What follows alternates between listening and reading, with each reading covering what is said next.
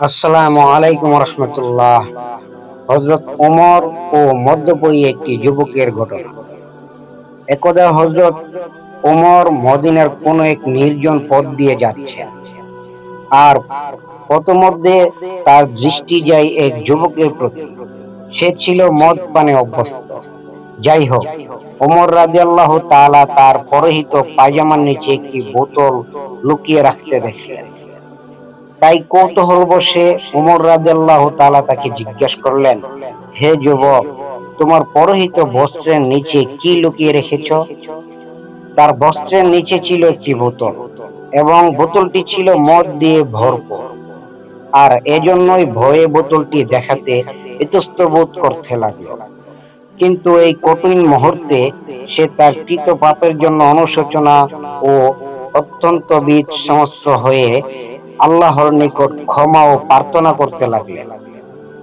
আর তিনি আল্লাহর নিকট বলতে লাগলেন, হে মহান আল্লাহ, তুমি খলিফা ওমর রাদিয়াল্লাহু তাআলার সামনে আমাকে লাঞ্ছিত করো না।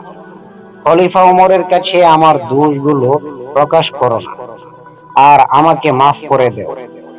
আমি আপনার নিকট প্রকৃত তওবা করছি, এবং এই কথাই প্রতিজ্ঞাবদ্ধ হচ্ছি যে আমি আর কখনো মদ পান করব না।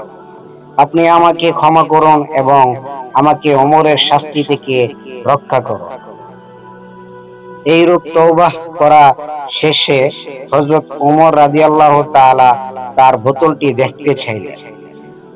তাই ওই যুবক বলল, হে খলিফা ওমর, এখানে একটি সিরকার বোতল আছে।